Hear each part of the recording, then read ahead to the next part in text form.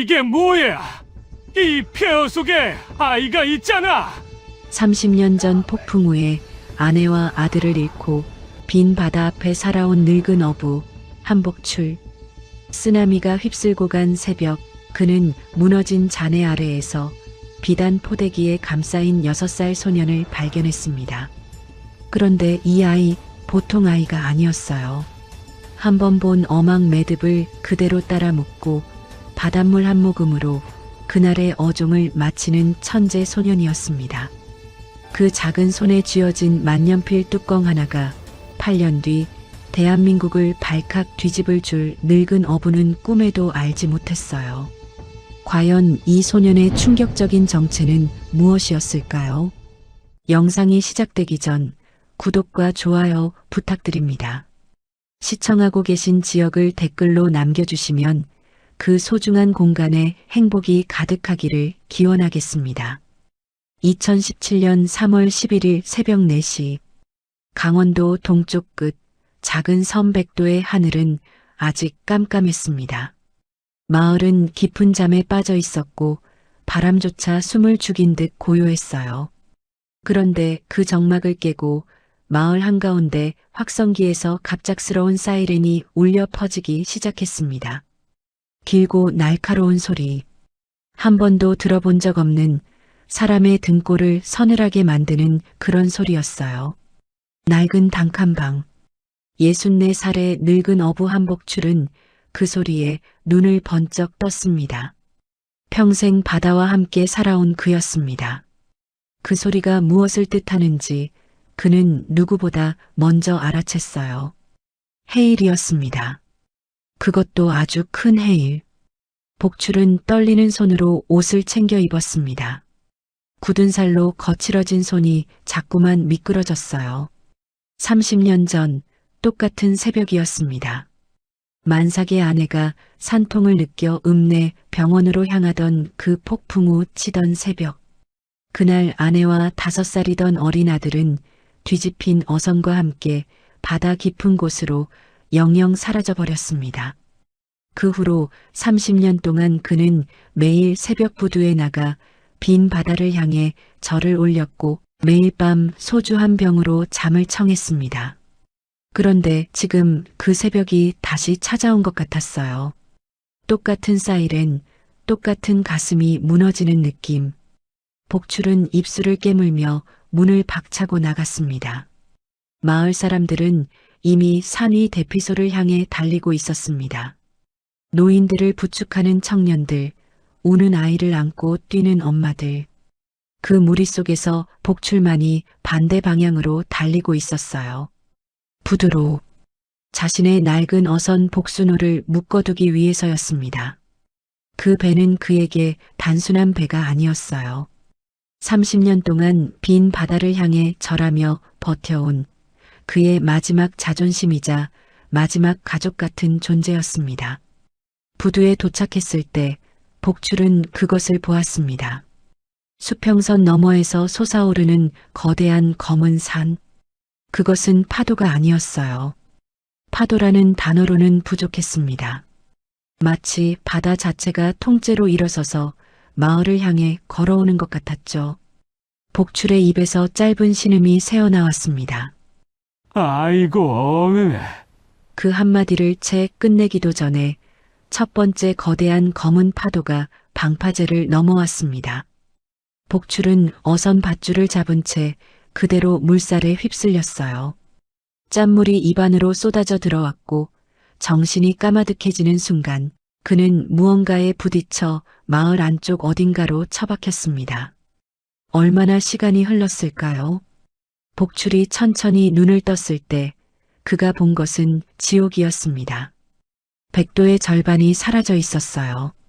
어제까지 멀쩡하던 집들의 지붕이 뜯겨나가 있었고 부두에 묶여있던 어선들은 뒤집힌 채 지붕 위에 올라가 있었습니다. 사방에 깨진 그릇과 살림살이가 흩어져 있었고 비릿한 바다 냄새와 흙 냄새가 코를 찔렀어요. 복출의 무릎에서는 피가 흐르고 있었습니다. 복출은 절뚝이며 잔해 사이를 헤집기 시작했습니다. 살아있는 사람을 찾기 위해서였어요. 그의 거친 목소리가 폐허 속에 메아리 쳤습니다. 누구 없소? 아무도 없소. 대답은 없었습니다. 들리는 것은 멀리서 들려오는 파도 소리와 바람에 흔들리는 깨진 양철 지붕 소리뿐이었어요. 복출의 가슴이 점점 무거워졌습니다. 30년 전 그날처럼 또 모든 것을 잃은 것 같았어요. 그가 막 자리에 주저앉으려던 그때였습니다. 어디선가 아주 가느다란 소리가 들려왔어요. 사람의 울음소리, 아니, 아이의 울음소리였습니다. 복출은 숨을 멈추고 귀를 기울였습니다. 소리는 무너진 건물 잔해 아래쪽에서 들려오고 있었어요. 그는 절뚝이는 다리를 끌고 그쪽으로 다가갔습니다. 가까이 가보니 그곳에는 단단한 콘크리트 구조물이 무너지지 않고 그대로 남아 있었습니다. 그 아래 좁은 틈 사이로 무언가가 보였어요. 복출은 무릎을 꿇고 떨리는 손으로 부서진 나무 판자를 하나씩 들춰내기 시작했습니다. 그리고 마지막 판자를 들어 올렸을 때 그의 숨이 멎었습니다. 그곳에는 한 아이가 있었습니다. 6살쯤 되어 보이는 작은 사내 아이. 진흙과 먼지가 얼굴을 새까맣게 덮고 있었지만 큰 눈만은 또렷하게 살아 있었어요. 아이는 고급스러운 비단 포대기에 감싸여 있었습니다. 그리고 그 아이가 누워있는 자리는 단순히 휩쓸려 온 자리가 아니었어요. 누군가가 의도적으로 가장 안전한 콘크리트 아래에 아이만이 들어갈 수 있는 자리에 정성스레 숨겨둔 흔적이 분명했습니다.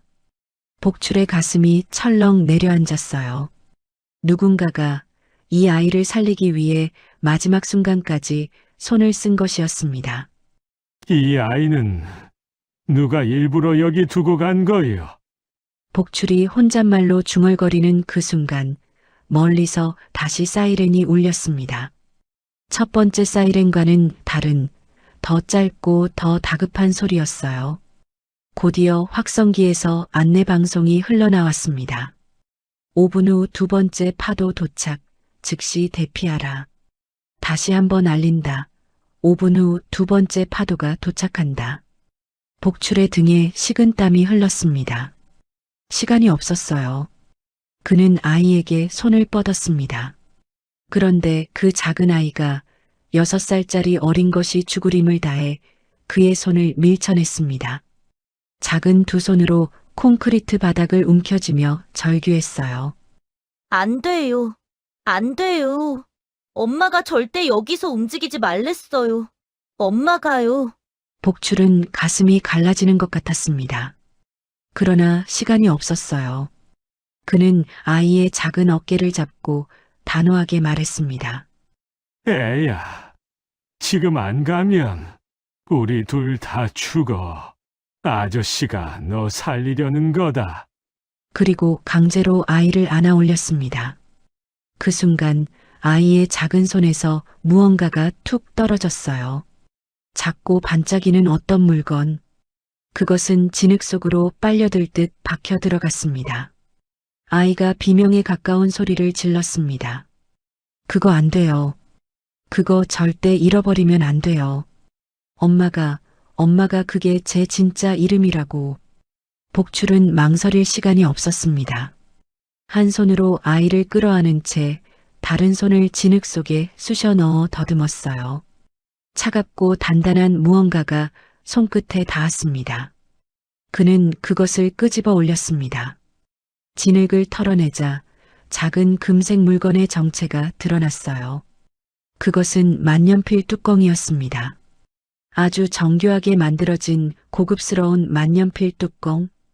그리고 그 위에는 알 수 없는 영문자 D 한 글자가 금박으로 선명하게 새겨져 있었습니다. 복출은 그것을 자신의 외투 안주머니에 깊숙이 쑤셔 넣었습니다. 그리고 아이를 더 단단히 끌어안았어요. 멀리서 두 번째 파도가 다가오는 굉음이 점점 커지고 있었습니다. 마치 천둥이 땅 위를 굴러오는 것 같은 소리였어요. 복출은 절뚝이는 무릎으로 산 쪽을 향해 달리기 시작했습니다. 평생 한 번도 이렇게 빨리 달려본 적이 없었어요.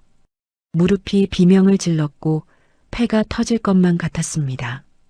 그러나 그는 멈추지 않았습니다. 품 안의 작은 생명이 그를 멈출 수 없게 만들었어요. 산 중턱에 다다랐을 때 그는 마지막 힘을 짜내 큰 바위 뒤로 몸을 던졌습니다. 그와 거의 동시에 두 번째 파도가 부두를 통째로 삼켰어요. 거센 물줄기가 그가 방금 전까지 서 있던 자리를 흔적도 없이 휩쓸고 지나갔습니다. 흙과 모래와 부서진 잔해들이 사방으로 튀어올랐어요.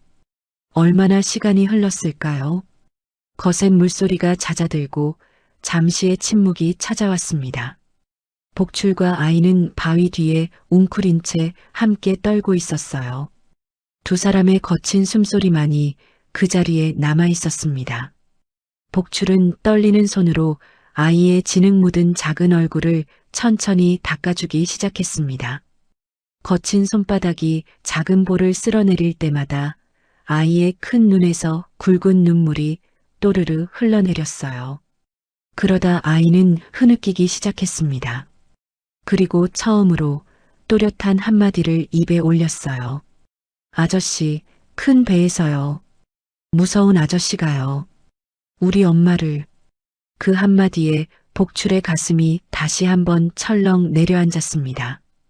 이 아이는 단순히 쓰나미에 휩쓸린 것이 아니었어요. 누군가가 이 아이를 죽이려 했고 엄마는 마지막 순간에 자신의 목숨을 던져 이 아이를 살려낸 것이었습니다. 복출은 무엇이라 말해야 할지 알지 못했습니다. 그저 아이를 더 깊이, 더 따뜻하게 끌어안았어요. 그때 작은 손이, 아주 작고 차가운 손이 복출의 거친 손등 위에 살며시 얹혔습니다. 아무 말도 없이 그저 가만히, 마치 살려주어 고맙다고 말하는 것처럼, 마치 이제 당신만 믿겠다고 말하는 것처럼 복출의 눈에서 30년 만에 처음으로 뜨거운 것이 흘러내렸습니다. 동쪽 수평선 위로 마치 새로운 세상이 열리듯 황금빛 새벽 햇살이 천천히 떠오르고 있었어요. 늙은 어부의 굽은 등과 그의 품에 안긴 작은 아이의 그림자가 그 황금빛 안에 길게 새겨졌습니다. 두 사람의 운명이 처음으로 만난 순간이었어요. 그러나 복출은 아직 알지 못했습니다. 자신이 품에 안은 이 작은 아이가 8년 후 대한민국 전체를 뒤흔들 거대한 진실의 한가운데 서게 될 줄을. 그리고 그날 진흙 속에서 건져 올린 작은 만년필. 뚜껑 하나가 8년 동안 묻혀있던 충격적인 비밀의 열쇠가 될 줄을 말입니다. 두 번째 파도가 백도를 한 번 더 휩쓸고 지나간 뒤 세상은 무겁고 차가운 침묵에 잠겼습니다. 복출은 산 중턱 바위 뒤에 한참을 그렇게 웅크리고 있었어요. 품에 안긴 작은 아이의 가느다란 숨소리만이 이 모든 것이 꿈이 아니라는 것을 알려주고 있었습니다. 얼마나 시간이 흘렀을까요? 멀리서 사람들의 목소리가 들려오기 시작했습니다. 산이 대피소에 있던 마을 사람들이 하나둘 산을 내려오고 있었어요. 자신들의 집과 부두가 어떻게 되었는지 보기 위해서였죠. 그 사이에 보건소 간호사 오정심도 있었습니다. 58살의 정심은 이 작은 섬에서 30년 가까이 마을 사람들의 건강을 돌봐온 사람이었어요. 정심은 폐허 속을 살피며 다친 사람이 있는지 둘러보다가 산 중턱 바위 뒤에서 비틀거리며 내려오는 한 사람을 발견했습니다. 무릎에서는 피가 흐르고 옷은 흙과 바닷물로 엉망이 되어 있는 사람. 그런데 그 사람의 품 안에 작고 새하얀 비단 포대기에 감싸인 무언가가 보였어요. 정심은 한달음에 달려갔습니다. 복출 씨, 그게 뭐예요? 어머나 어머나 세상에. 아이잖아요. 아이가 어떻게. 복출은 아무 말도 하지 못한 채 그저 떨리는 손으로 아이를 정심에게 내밀었어요. 정심은 아이를 받아 앉자마자 얼굴이 새파랗게 질렸습니다. 아이의 입술은 푸르고 작은 손은 얼음장처럼 차가웠어요. 체온이 너무 떨어져 있어 위험한 상태였습니다. 안 돼요, 빨리. 빨리 보건소로 가야 해요. 정심은 아이를 자신의 품에 꼭 끌어안고 보건소를 향해 뛰었습니다. 복출도 절뚝이는 다리를 끌고 그 뒤를 따랐어요. 평생 한 번도 무언가를 위해 이렇게 필사적으로 달려본 적이 없는 사람처럼 그는 이를 악물고 뛰었습니다. 다행히 보건소 건물은 무사했습니다. 정심은 아이를 진료실 침대에 눕히고는 자신의 두꺼운 카디건을 벗어 아이의 차가운 몸을 감쌌어요. 그러고도 모자라서 자신의 손으로 아이의 작은 손과 발을 비비고 또 비볐습니다. 한참을 그렇게 한 끝에야 아이의 입술에 조금씩 핏기가 돌기 시작했어요. 정심은 그제야 한숨을 내쉬며 아이가 입고 있는 옷과 비단 포대기를 살펴보기 시작했습니다. 그런데 보면 볼수록 정심의 표정이 점점 굳어졌어요. 그 옷은 평범한 옷이 아니었습니다. 부드럽고 결이 고운 최고급 양털 옷이었어요. 정심은 평생 이런 옷을 직접 만져본 적이 없었습니다. 텔레비전 광고에서나 보던 도시 부잣집 아이들이 입는 그런 옷이었죠. 비단 포대기도 마찬가지였습니다. 손끝에 닿는 감촉이 다른 청과는 비교할 수 없을 만큼 부드럽고 매끈했어요. 정심은 천천히 고개를 들어 복출을 바라보았습니다. 복출 씨, 이 아이는 보통 집 아이가 아니에요. 이 옷이 얼마나 비싼 건지 알아요? 이런 옷은 우리 같은 사람들이 평생 만져볼 일도 없는 거예요. 복출은 아무 말도 하지 못한 채 자신의 외투 안주머니에 손을 넣었습니다. 그리고 진흙이 묻은 작은 만년필 뚜껑을 꺼내 정심에게 보여주었어요. 금색으로 빛나는 정교한 뚜껑, 그 위에 새겨진 영문자 D 한 글자. 정심의 손이 잘게 떨리기 시작했습니다. 그녀도 평생 이런 물건을 본 적이 없었어요. 무언가 깊고 복잡한 사연이 있는 아이라는 것을 정심은 본능적으로 알아챘습니다. 그때 보건소 문이 거칠게 열렸습니다. 마을 이장과 마을 사람 몇이 우르르 들어왔어요. 그들의 표정은 어두웠습니다. 누군가가 복출이 폐허에서 아이를 발견했다는 소식을 이미 전한 모양이었죠. 마을 이장은 침대에 누워있는 아이와 그 옆에 서 있는 복출을 번갈아 바라보더니 무거운 목소리로 입을 열었습니다. 복출이, 그 아이는 일단 군청에 신고해야 해. 보육원으로 보내야지. 자네가 어떻게 아이를 키우겠나. 마을 사람 중 한 명도 옆에서 거들었어요.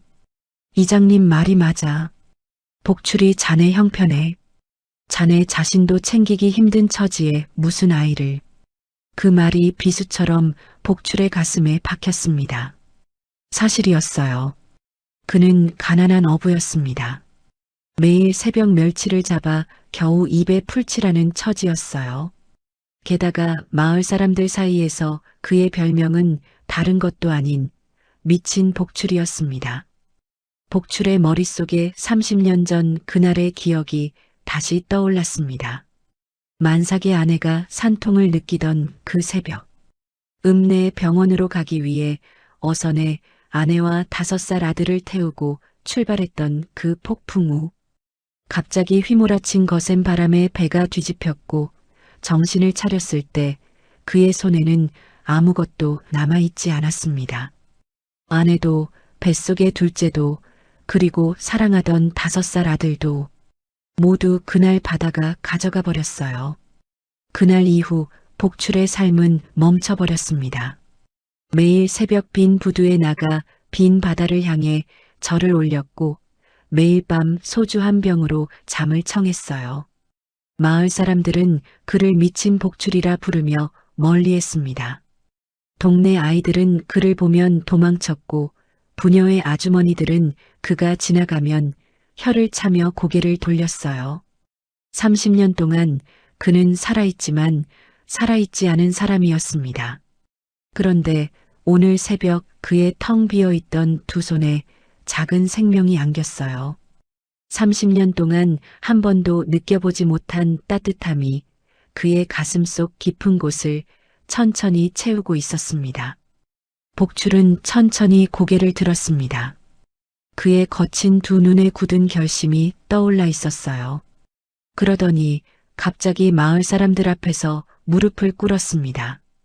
평생 누구 앞에서도 무릎을 꿇어본 적 없던 사람이었어요.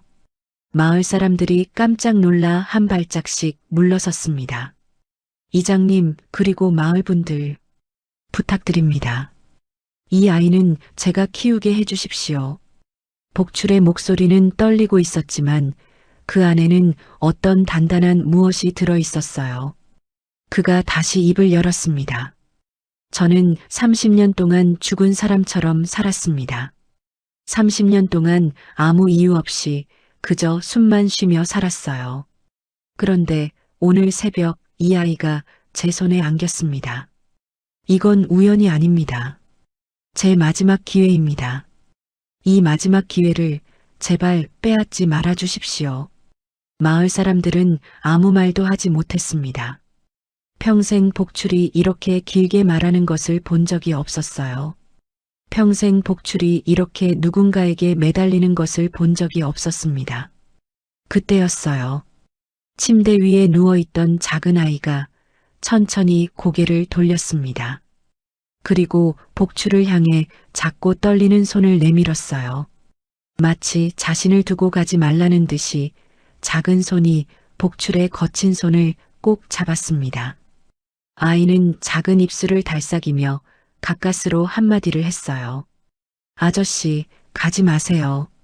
가지 마세요. 그 한마디가 보건소 안의 공기를 멈추게 만들었습니다. 마을 사람들은 모두 그 장면을 멍하니 바라보고 있었어요. 거친 어부의 굳은 손을 꼭 잡고 있는 작은 아이의 손. 그리고 그 아이를 바라보는 복출의 떨리는 두 눈. 누구도 입을 열지 못했습니다. 정심이 천천히 앞으로 나섰습니다. 그녀는 마을 이장을 향해 조용히 그러나 단호하게 말했어요. 이장님, 일단 이 아이를 복출 씨가 임시로 보호하도록 해주세요.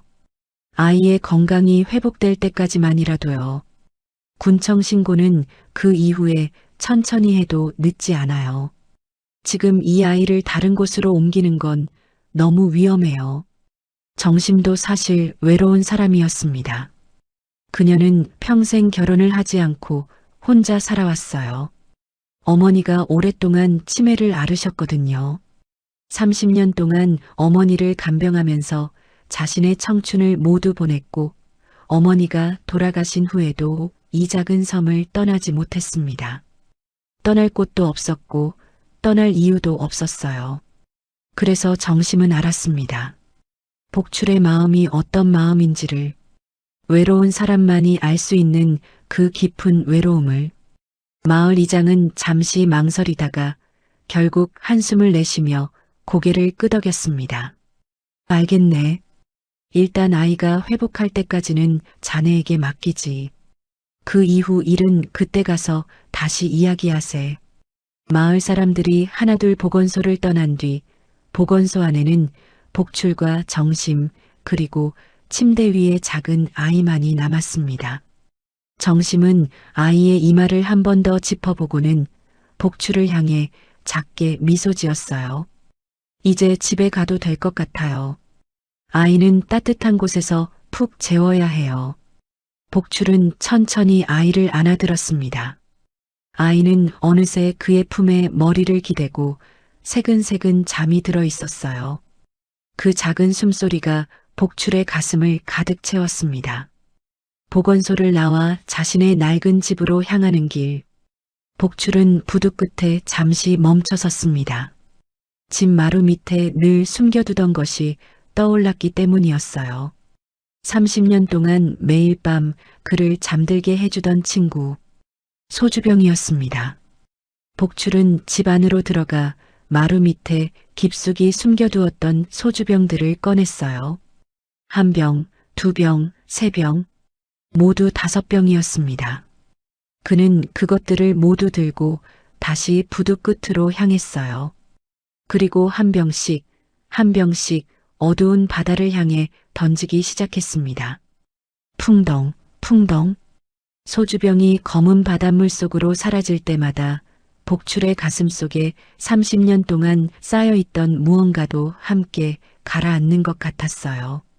마지막 병을 던지고 난 후 그는 한참을 그 자리에 서 있었습니다.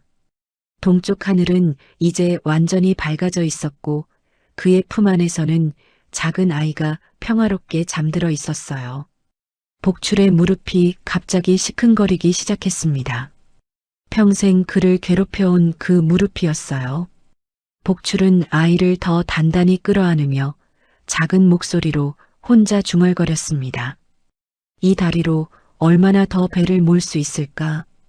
이 아이가 클 때까지는 버텨야 할 텐데, 꼭 버텨야 할 텐데. 그 말은 다짐이었습니다. 그리고 약속이었어요. 이름도 모르는 작은 아이에게, 그리고 30년 동안 죽어있던 자기 자신에게 하는 약속. 이제 다시는 술병을 잡지 않겠다는, 이 작은 생명을 위해서라도 끝까지 살아내겠다는 약속이었습니다. 집으로 돌아온 복출은 아이를 자신의 낡은 이불 위에 조심스럽게 눕혔습니다. 그리고 그 옆에 가만히 앉아 잠든 아이의 작은 얼굴을 한참을 들여다보았어요.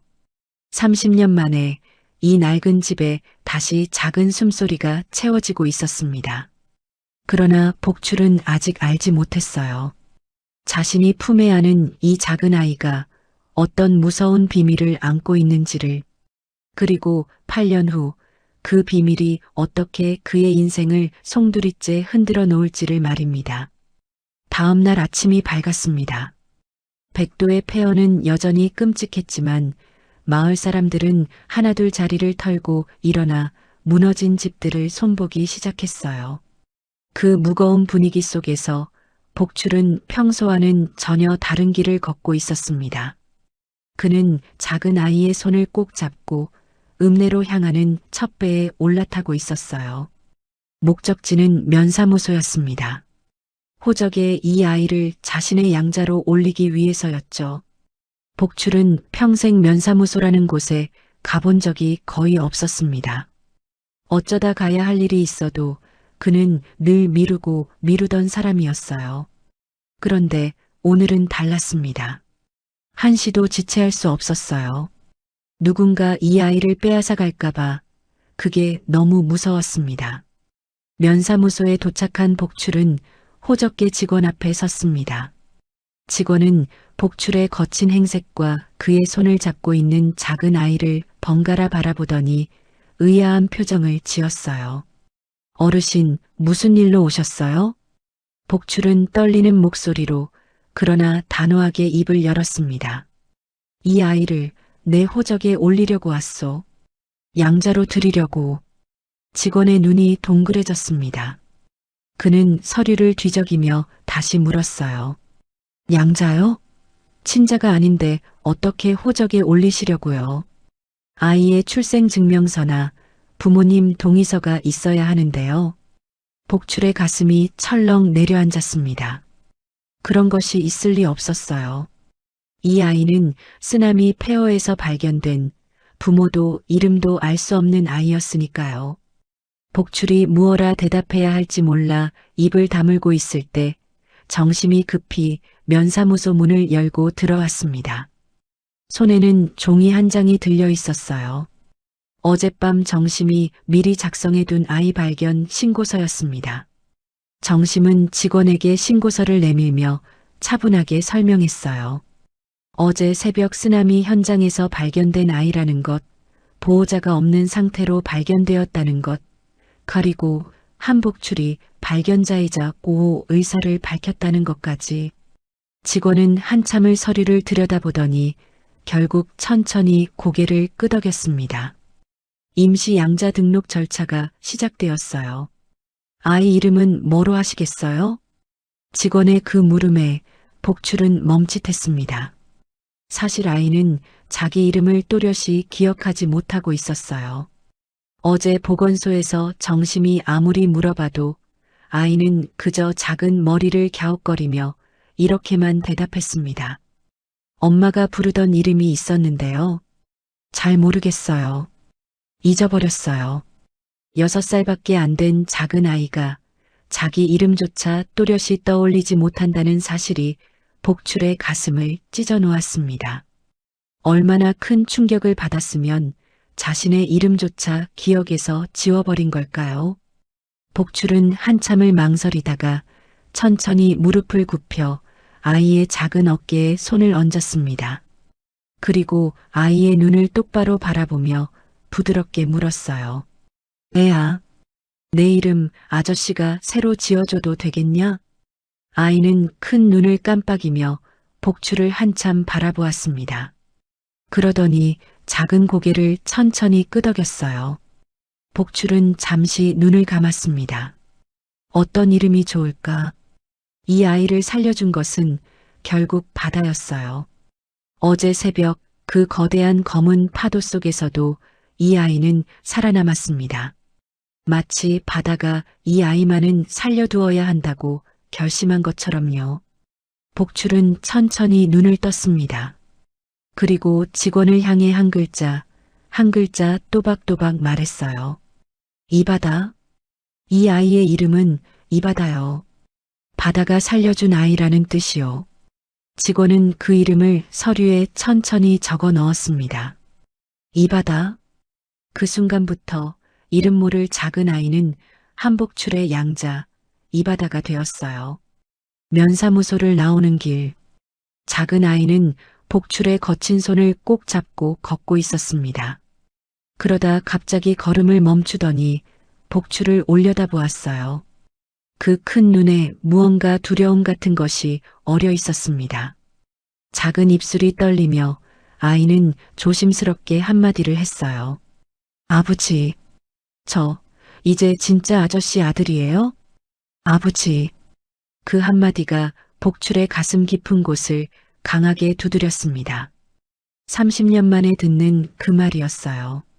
30년 전 그 폭풍 후 새벽 바다에 사라져버린 5살 아들이 마지막으로 그를 부르던 그 말. 아버지. 복출의 두 다리에서 힘이 빠져나가는 것 같았어요. 그는 그 자리에 천천히 주저앉았습니다. 그리고 거친 두 손으로 얼굴을 가리고 30년 만에 처음으로 소리내어 울기 시작했어요. 작은 바다는 깜짝 놀라 어쩔 줄 몰라 했습니다. 그러다 복출의 어깨에 작은 손을 살며시 얹었어요. 마치 위로하듯이, 마치 괜찮다고 말하듯이. 그 작은 손길에 복출의 울음은 더욱 깊어졌습니다. 집으로 돌아온 복출은 그날부터 완전히 다른 사람이 되었어요. 그는 평생 모아둔 비상금 통장을 들고 읍내 은행으로 갔습니다.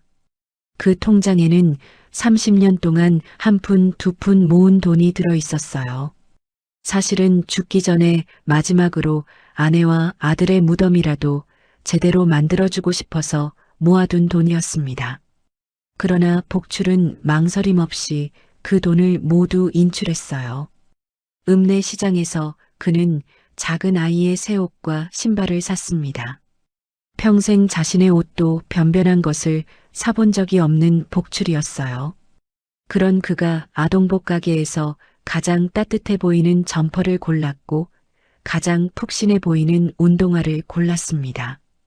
점원이 가격을 말했을 때 복출의 눈썹이 잠시 움찔했지만 그는 두말 없이 돈을 내밀었어요. 집으로 돌아온 복출은 낡은 집 한쪽의 작은 침대를 손수 만들기 시작했습니다. 부두에서 주워온 깨끗한 나무 판자들을 다듬고 못을 박고 사포로 모서리를 둥글게 갈아냈어요. 거친 손으로 정성을 다해 만든 그 작은 침대 위에 새로 산 따뜻한 이불을 깔았습니다. 그리고 그 위에 작은 바다를 눕혀주었을 때 복출의 가슴은 처음 느껴보는 행복으로 가득 찼어요. 겨울이 깊어지자 복출의 삶은 더욱 고단해졌습니다. 아이를 키우려면 돈이 필요했어요. 분유, 기저귀, 약, 옷, 모든 것이 돈이었습니다. 복출은 한겨울 새벽 4시면 어김없이 일어났어요. 머리에 멸치한 광주리를 이고 얼어붙은 산길을 걸어 읍내 시장까지 가는 것이 그의 일과가 되었습니다. 두꺼운 외투도 없이 얇은 점퍼 하나만을 걸친 채였어요. 읍내 시장에 도착하면 그의 손은 이미 새빨갛게 얼어 있었습니다. 시장 상인들은 처음에는 복출을 보고 손가락질했어요. 저 미친 복출이가 또 왔네. 어디서 멸치를 들고 와서는. 그러나 그가 멸치를 판 돈으로 분유한 통과 기저귀 한 묶음을 사가는 모습을 본 후로는 사람들의 표정이 조금씩 달라졌습니다. 어느 날부터인가 시장 할머니 한 분이 복출의 멸치를 평소보다 비싼 값에 사주기 시작했어요. 다른 상인들도 하나둘 따라 했습니다. 누구도 입 밖으로 말하지는 않았지만 모두가 복출의 사정을 안쓰럽게 여기고 있었어요. 백도 마을의 변화도 시작되었습니다. 처음에는 복출의 집을 멀리하던 마을 할머니들이 어느 날부터 하나둘 헌 옷가지를 들고 그의 집을 찾아오기 시작했어요.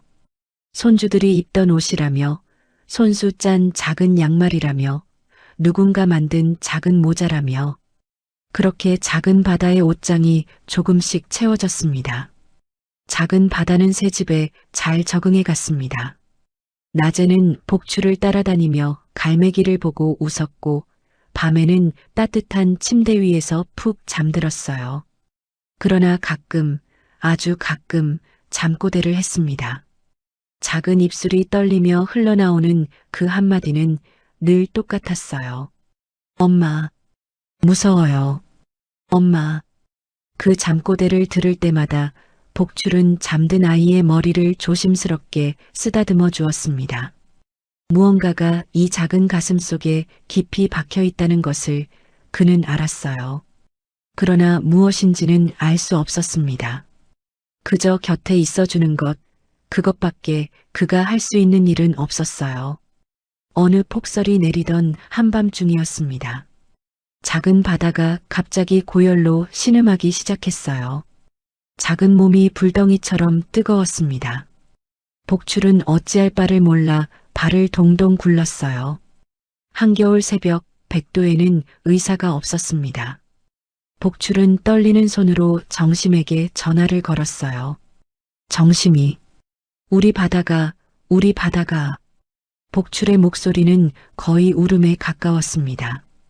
정심은 두말 없이 그 폭설 속을 뚫고 복출의 집으로 달려왔어요. 그날 밤 두 사람은 작은 바다의 곁에서 밤을 새웠습니다. 정심이 가져온 해열제를 먹이고 따뜻한 물수건으로 작은 이마를 닦아주고 한참을 그렇게 함께 앉아 있었어요. 새벽이 밝아올 무렵에야 작은 바다의 열이 조금씩 내리기 시작했습니다.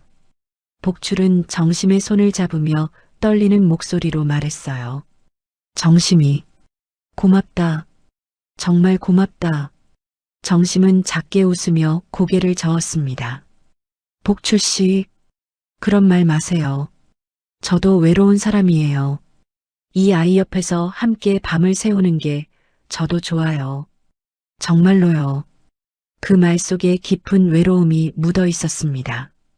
두 사람은 그날 밤 서로가 얼마나 깊은 외로움을 안고 살아왔는지를 처음으로 알게 되었어요. 봄이 왔습니다. 백도의 부두에 따뜻한 햇살이 내리쬐기 시작했어요. 복출의 낡은 어선 복순호 옆자리에는 작은 카시트가 하나 놓여 있었습니다. 복출이 직접 만든 것이었어요. 그 카시트 위에 이제는 제법 통통해진 작은 바다가 앉아 있었습니다. 복출의 첫 출항을 함께하기 위해서였어요. 배가 서서히 부두를 떠나 푸른 동해 위로 나아갔습니다. 작은 바다는 처음 보는 바다 풍경에 눈을 떼지 못했어요. 그러다 갑자기 환하게 웃기 시작했습니다. 작은 손을 들어 하늘을 나는 갈매기들을 향해 흔들었어요. 갈매기야 안녕. 갈매기야 안녕. 작은 아이의 맑은 웃음소리가 푸른 동해 위에 울려 퍼졌습니다. 복출은 키를 잡은 손을 멈추고 그 모습을 한참을 바라보았어요. 그의 거친 두 눈에 따뜻한 물기가 어렸습니다. 30년 동안 복출은 죽은 사람처럼 살았습니다. 아무 이유 없이 그저 숨만 쉬며 살아왔어요. 그런데 지금 그의 작은 어선 위에서 한 작은 생명이 갈매기를 향해 손을 흔들고 있었습니다. 그 작은 손짓 하나가 30년 동안 비어있던 복출의 가슴을 가득 채우고 있었어요. 복출은 처음으로 다시 살아갈 이유를 찾았습니다. 그러나 그는 아직 알지 못했어요. 자신이 키우기 시작한 이 작은 아이가 평범한 아이가 아니라는 것을, 그리고 몇 년 후 이 아이가 보여줄 놀라운 능력이 백도 마을 전체를 깜짝 놀라게 만들 거라는 것을 말입니다. 시간은 강물처럼 흘러갔습니다. 어느덧 3년이라는 세월이 지나 2020년의 봄이 백도에 찾아왔어요. 폐허의 흔적은 마을 곳곳에서 거의 사라져 있었고 한복출의 작은 어선 복순호는 여전히 매일 새벽 푸른 동해를 가르고 있었습니다. 그 옆자리에는 이제 작은 카시트가 아니라 복출과 비슷한 모양의 작은 장화를 신은 한 아이가 앉아 있었어요. 9살이 된 이바다였습니다. 3살 때 처음 갈매기를 향해 손을 흔들던 그 작은 아이가 어느새 이렇게 자라 있었습니다. 키는 또래보다 조금 작은 편이었지만 큰 눈만은 여전히 또렷하고 맑았어요. 바다는 백도분교 3학년이 되었고 마을 어디서나 복출의 손을 잡고 다니는 작은 그림자 같은 존재가 되어 있었습니다. 마을 사람들은 더 이상 복출을 미친 복출이라 부르지 않았어요. 이제 그를 부르는 호칭은 바다 아버지였습니다. 복출의 삶은 완전히 달라져 있었습니다. 매일 새벽 부두에 나가 빈 바다를 향해 절을 올리던 그 30년의 습관도 사라졌어요. 이제 그가 새벽에 일어나는 이유는 단 하나, 작은 아들 바다의 아침밥을 차리기 위해서였습니다. 거친 손으로 미역국을 끓이고 계란말이를 부치는 복출의 모습은 이제 백도에서 가장 익숙한 풍경 중 하나가 되어 있었어요. 그러던 어느 날 작은 사건이 하나 일어났습니다. 그날 복출은 바다와 함께 부두에서 어망을 손질하고 있었어요. 어망은 어부에게 가장 중요한 도구입니다. 매듭 하나만 잘못 묶어도 그 사이로 물고기가 빠져나가 버리기 때문이죠. 복출은 평생 어망 매듭을 묶어온 사람이었습니다. 그날도 늘 하던 대로 복잡한 매듭을 천천히 묶어 보였어요. 작은 바다는 그 옆에 쪼그리고 앉아 가만히 그 모습을 바라보고 있었습니다. 그날 저녁 복출은 깜짝 놀라고 말았어요. 집 마루에서 무언가를 만지작거리고 있던 바다를 보니 그 작은 손에 어망 한 자락이 들려 있었습니다. 그리고 그 어망에는 복출이 낮에 한번 보여주었던 그 복잡한 매듭이 그대로 묶여 있었어요. 한 번도 빠짐없이, 한 번도 어긋남 없이 정확하게 똑같은 모양으로 말입니다. 복출은 자신의 눈을 의심했습니다. 그는 30년 넘게 어망을 만져온 사람이었어요. 그 매듭을 처음 배웠을 때 그는 보름이 넘게 매일같이 연습했습니다. 그런데 이 작은 아이가 단 한 번 본 것만으로 이 매듭을 그대로 묶어냈다는 것이었어요. 바다야, 너 이거 어떻게 묶었냐? 복출이 떨리는 목소리로 물었습니다. 작은 바다는 큰 눈을 깜빡이며 천천히 대답했어요. 아버지가 낮에 묶는 거 봤어요. 그래서 똑같이 해봤어요. 복출은 한참을 말없이 그 매듭을 들여다보았습니다. 그날 밤 그는 잠든 바다의 작은 얼굴을 한참 동안 들여다보며 혼자 생각에 잠겼어요. 보통 아이가 아니라는 것은 짐작하고 있었지만 이 정도일 줄은 몰랐던 것입니다. 그 일이 있고 며칠 뒤 정심이 보건소에서 만난 학습 검사지 한 장을 들고 복출의 집에 찾아왔어요. 도시의 학교에서 쓰는 것이라고 했습니다. 정심은 그 검사지를 작은 바다 앞에 펼쳐놓으며 부드럽게 말했어요. 바다야, 이거 한번 풀어볼래? 어려우면 안 해도 돼. 그냥 한번 보기만 해도 좋아. 작은 바다는 고개를 끄덕이고는 연필을 잡았습니다. 그러더니 정말 가만히 그러나 거침없이 문제를 풀어나가기 시작했어요.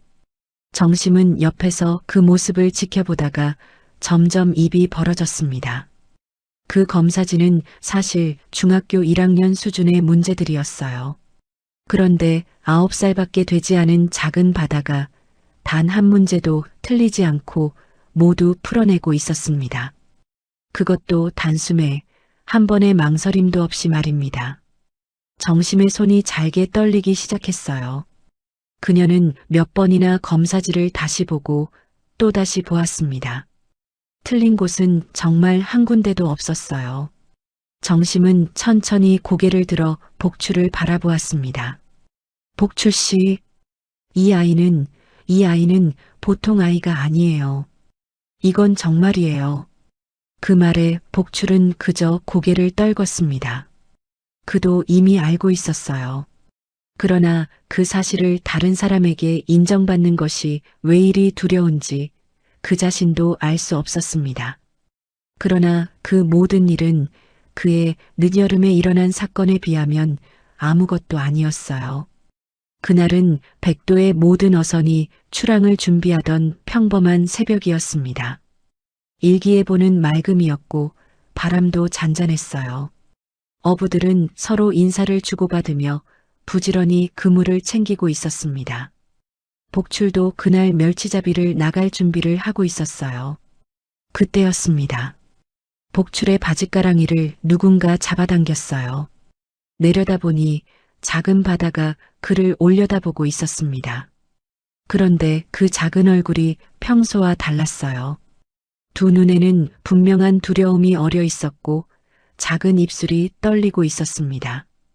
바다가 다급한 목소리로 말했어요. 아버지, 오늘 배 나가면 안 돼요. 절대로요. 절대로 나가면 안 돼요. 복출은 어리둥절해서 작은 아들을 바라보았습니다. 평소에는 한 번도 이런 말을 한 적이 없는 아이였어요. 복출이 무릎을 굽혀 바다의 어깨에 손을 얹으며 부드럽게 물었습니다. 바다야, 갑자기 왜 그러냐? 오늘 날씨도 멀쩡한데. 작은 바다는 작은 손으로 산봉우리 쪽을 가리켰어요. 그리고 또렷한 목소리로 말했습니다. 갈매기들이요. 갈매기들이 다 산으로 갔어요. 어제까지는 부두에 있었는데 오늘은 한 마리도 없어요. 그리고 물색이요. 아버지, 물색이 어제랑 달라요. 평소보다 더 어둡고요. 더 짙어요. 큰 바람이 와요. 정말로요.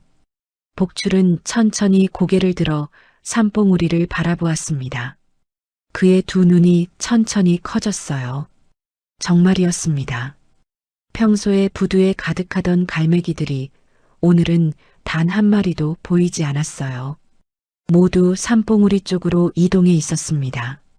그리고 다시 바닷물을 내려다보니 정말 어딘가 어제와는 미묘하게 달랐어요. 평생 바다와 함께 살아온 복출조차 미처 알아채지 못했던 그 작은 변화를 9살짜리 작은 아이가 단번에 짚어낸 것이었습니다. 복출의 등에 식은땀이 흘렀습니다. 그는 망설이지 않고 마을 이장에게 달려갔어요. 부두에서 어망을 챙기던 이장의 팔을 잡고 다급한 목소리로 말했습니다. 이장님, 오늘 출항을 미뤄야 합니다.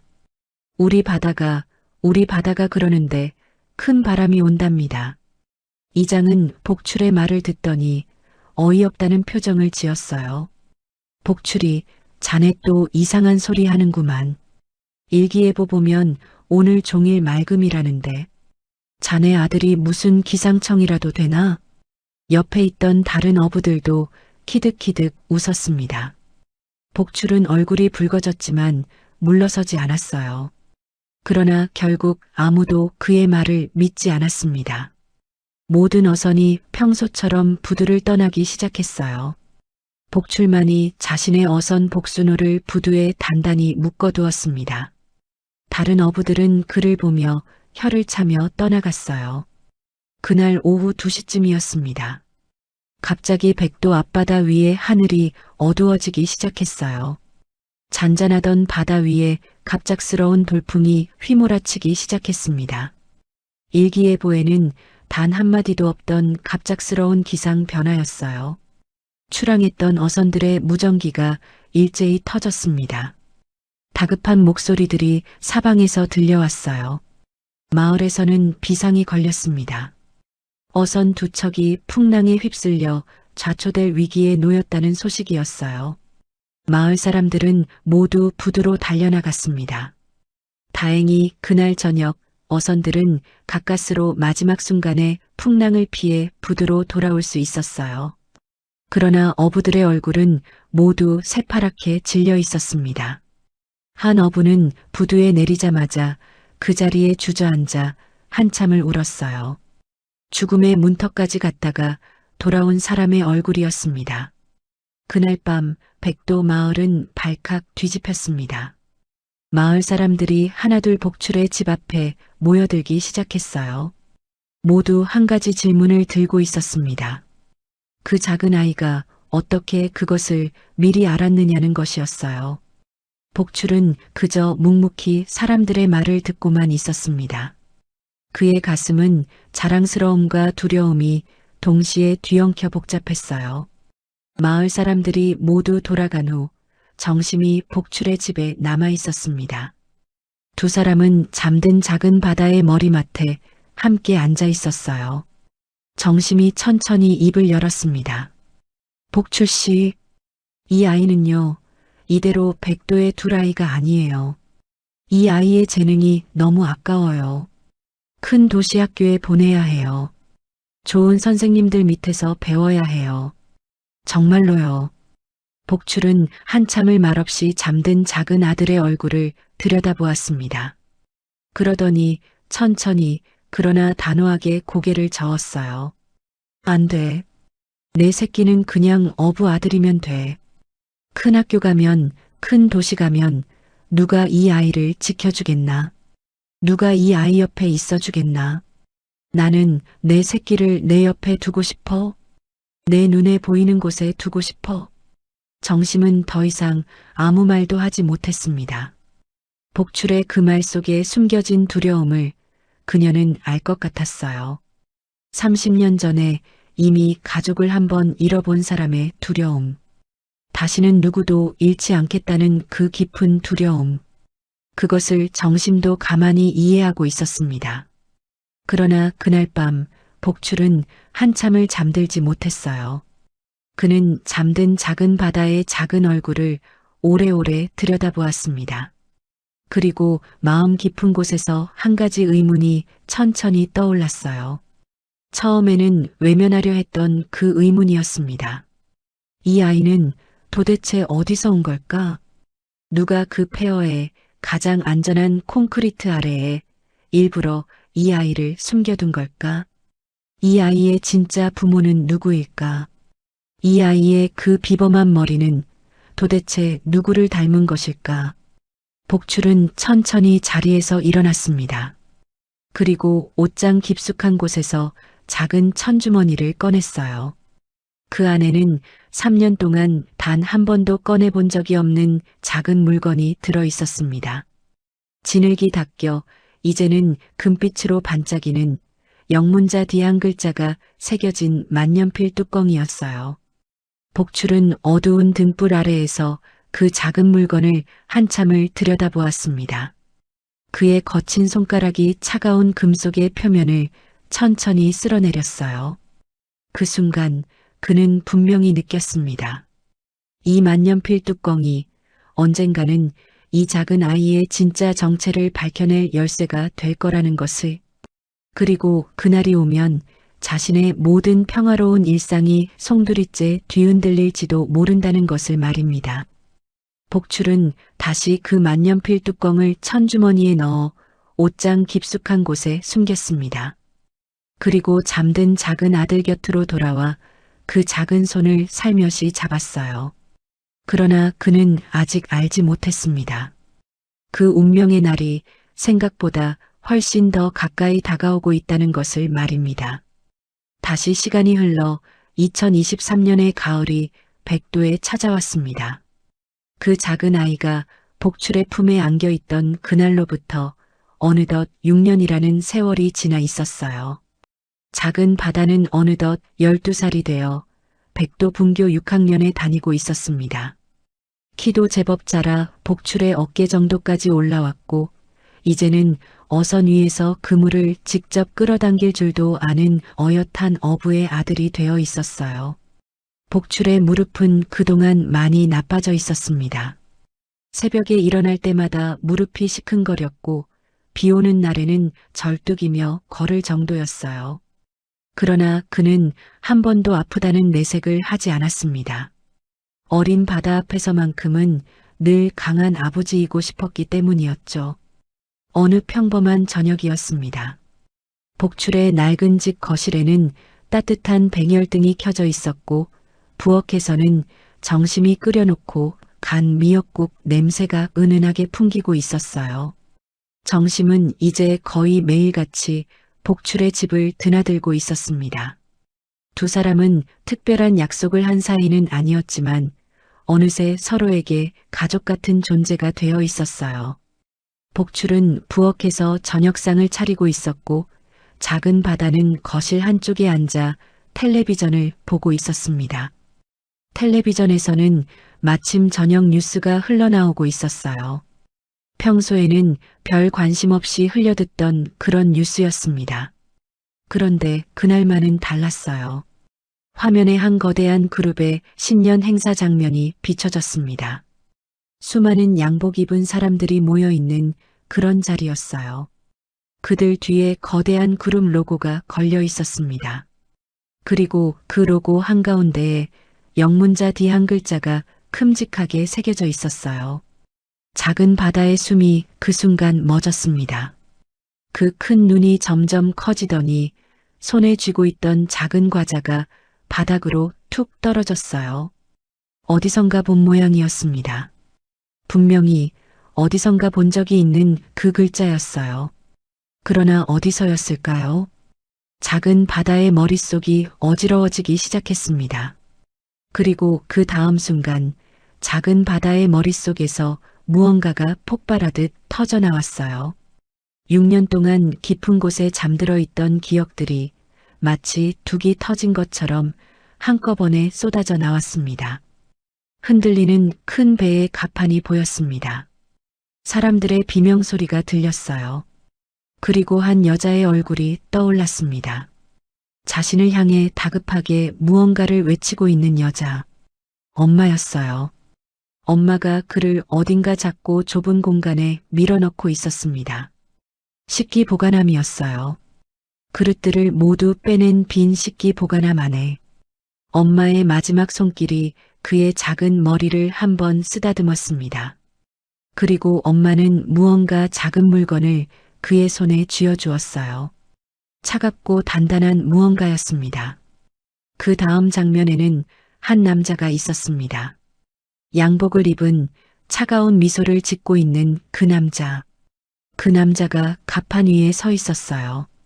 작은 바다는 식기 보관함의 작은 틈 사이로 그 남자의 얼굴을 똑똑히 보았습니다. 그 얼굴이, 그 차가운 미소가 6년 동안 단 한 번도 잊혀진 적 없이 그의 가슴 속 가장 깊은 곳에 새겨져 있었던 것이었어요. 작은 바다는 그 자리에 주저앉았습니다. 작은 몸이 부들부들 떨리기 시작했어요. 두 손으로 자신의 작은 얼굴을 감싼 채 그는 한참을 그렇게 있었습니다. 부엌에서 저녁상을 차리던 복출이 거실의 이상한 기척에 고개를 돌렸어요. 바다야, 왜 그러냐? 어디 아프냐? 복출이 황급히 부엌에서 나와 작은 바다에게 다가갔습니다. 그러나 작은 바다는 대답하지 못했어요. 그저 떨리는 작은 손으로 텔레비전 화면을 가리키기만 했습니다. 복출은 영문을 모른 채 그 화면을 바라보았어요. 거기에는 그 거대한 그룹의 로고가 여전히 비춰지고 있었습니다. 그날 밤 작은 바다는 한참을 잠들지 못했습니다. 그러다가 새벽이 되어서야 그는 어렵사리 입을 열었어요. 아버지, 저 6년 전에요. 쓰나미 폐허에서 발견됐을 때요. 제 손에 뭐가 있었어요? 복출은 그 질문에 가슴이 철렁 내려앉았습니다. 6년 동안 단 한 번도 그 작은 아들에게 그 이야기를 꺼낸 적이 없었어요. 그는 한참을 망설이다가 천천히 자리에서 일어났습니다. 옷장 깊숙한 곳에서 작은 천주머니를 꺼냈어요. 6년 동안 단 한 번도 작은 바다에게 보여준 적 없는 그 물건이었습니다. 복출은 떨리는 손으로 그 천주머니를 작은 바다에게 건넸어요. 작은 바다는 떨리는 손으로 주머니를 열고 그 안에 들어있는 작은 만년필 뚜껑을 꺼냈습니다. 손바닥 위에 올려진 그 작고 차가운 금속을 바라보는 순간 작은 바다의 모든 기억이 하나로 연결되었어요. 영문자 D한글자, 차가운 미소의 양복 남자, 엄마의 마지막 비명. 모든 것이 하나의 그림으로 완성되었습니다. 작은 바다의 두 눈에서 굵은 눈물이 흘러내렸어요. 그러나 그 눈물은 어린아이의 눈물이 아니었습니다. 무언가 깊고 단단한 무엇이 그 안에 들어 있었어요. 복출은 작은 아들의 그 모습을 보며 가슴이 무너지는 것 같았습니다. 다음 날 아침 작은 바다는 정심을 찾아갔어요. 그 만년필 뚜껑을 보여주며 자신이 본 텔레비전 속 그룹 로고를 그림으로 그려서 정심에게 보여주었습니다. 정심의 손이 그 그림을 받아드는 순간 잘게 떨리기 시작했어요. 그러나 정심은 애써 침착한 표정을 지으며 작은 바다에게 말했습니다. 바다야, 이모가 한번 알아볼게. 며칠만 시간을 줘. 그날 오후 정심은 곧장 읍내 도서관으로 향했어요. 그녀는 6년 전 신문들을 하나하나 뒤지기 시작했습니다. 한참을 뒤적이던 그녀의 손이 어느 신문의 한 페이지에서 그대로 멈춰 섰어요. 그 페이지에는 작은 기사 하나가 실려 있었습니다. 대한제일그룹 후계자 서민혁 부부, 동해 요트 사고로 실종. 6세 아들도 함께 실종. 정심의 가슴이 쿵 하고 내려앉았습니다. 기사 옆에는 작은 사진 한 장이 있었어요. 한 젊은 부부의 사진이었습니다. 그 부부의 손에 들린 작은 만년필이 보였어요. 그리고 그 만년필 위에는 작은 바다가 가지고 있던 것과 정확히 똑같은 영문자 D한글자가 새겨져 있었습니다. 정심은 그 자리에 한참을 앉아 있었어요. 도서관 안의 모든 소리가 사라진 것 같았습니다. 그녀의 입에서 작은 신음이 새어나왔어요. 이 아이가 그 집 손주였어. 우리 바다가 그 집 손주였어. 정심은 그 자리에서 몇 시간을 더 앉아 있었습니다. 차마 일어설 수가 없었어요. 그녀는 며칠을 혼자 끙끙 앓았습니다. 차마 복출에게 이 사실을 어떻게 말해야 할지 알 수 없었어요. 복출의 평화로운 일상이 송두리째 무너질 것이 분명했기 때문이었습니다. 며칠 후 정심은 결국 작은 바다에게만 그 사실을 조심스럽게 알려주었어요. 두 사람은 보건소의 작은 방에 단둘이 마주 앉았습니다. 정심이 떨리는 목소리로 말했어요. 바다야, 이모가 알아봤는데 너는 사실 대한제일그룹 회장님 손주야. 6년 전 그 요트 사고에서 너희 부모님이 돌아가셨다고 신문에 나와 있었어. 너도 그 사고로 죽은 줄로 알려져 있었고, 정심은 작은 바다가 울 거라 생각했어요. 충격을 받고 자신의 품에 안겨 펑펑 울 거라 생각했습니다. 그러나 작은 바다는 울지 않았어요. 그 큰 눈은 오히려 차갑게 가라앉아 있었습니다. 정심이 평생 한 번도 본 적 없는 그런 표정이었어요. 어린아이의 얼굴 위에 어른의 결의가 떠올라 있었습니다. 작은 바다는 천천히 입을 열었어요. 이모,